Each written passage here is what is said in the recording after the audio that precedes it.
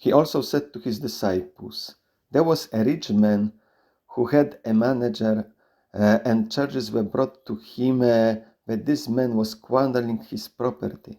He summoned him and said to him, what is this that I hear about you?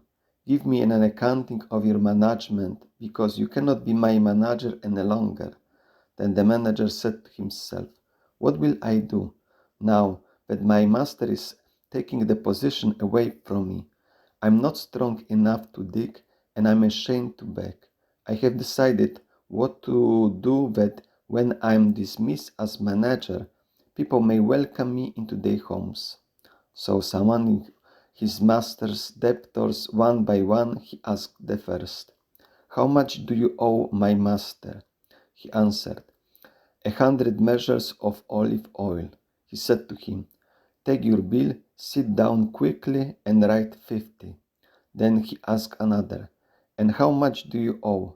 He replied, 100 measures of wheat. He said to him, take your bill and write 80. And his master commended the dishonest manager for acting prudently, for the children of this age are more prudent in dealing with their own generation than are the children of light. And I tell you, make friends for yourselves by means of dishonest wealth, so that when it is gone, they may welcome you into the eternal homes. Whoever is faithful in very little is faithful also in much, and whoever is dishonest in very little is dishonest also in much. And then, if you then have not been faithful with the dishonest wealth, who will entrust you the true riches?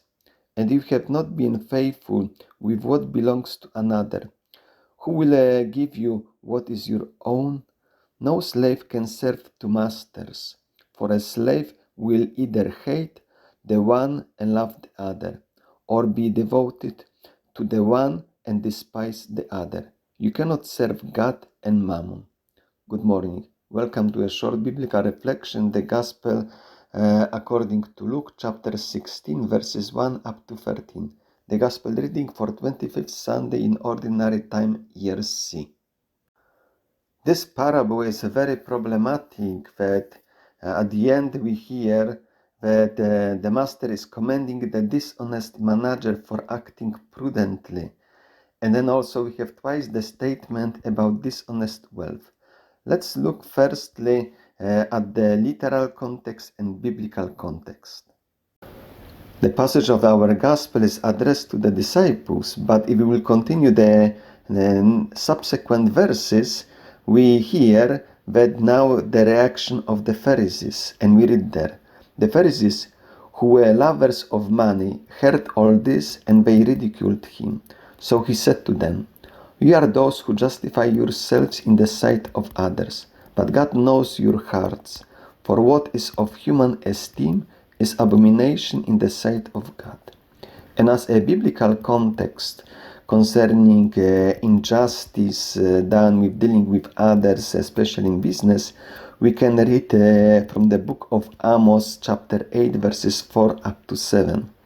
Hear this, you who trample on the needy and bring to ruin the poor of the land, saying, when will the new moon be over, so that we may sell grain, and the Sabbath, so we may offer wheat for sale?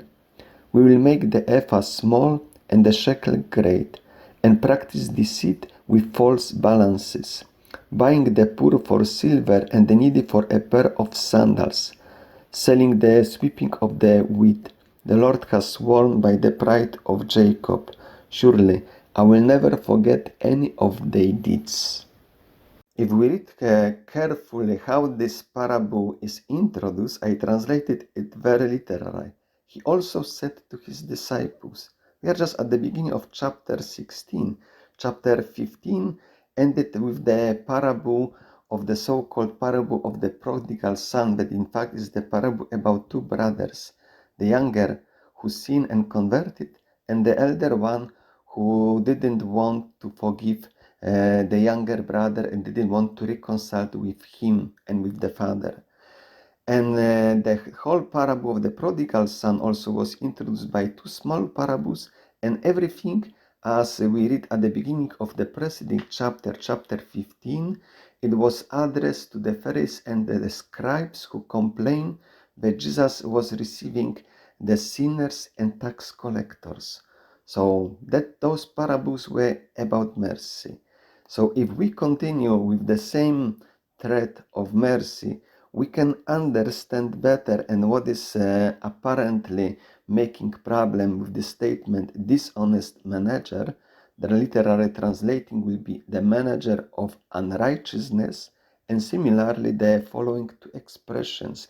Dishonest wealth literally will be mammon of unrighteousness, and at the end the same word mammon is in a contradiction opposition. You cannot serve God and mammon, because material things, that the word mammon represents material things that when they are used just simple as means for achieving something, they can build up proper relationships. And now concerning this dishonest manager, praising him is not about that he squandered the property of the master, but then what he did after that.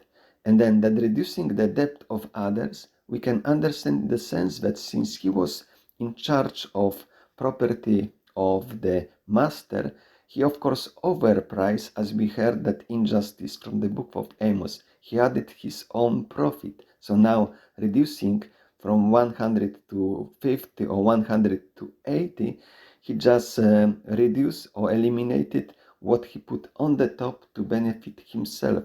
Therefore, he applied mercy, and that he is praised by applying that mercy and not dishonesty. And then consequently also, dishonest wealth, literally I said, mammon of unrighteousness. Material things are neutral. It depends with which intention we are using. We can use them for good, and therefore we have also, in the middle of the parable, he said, people may welcome me in their homes.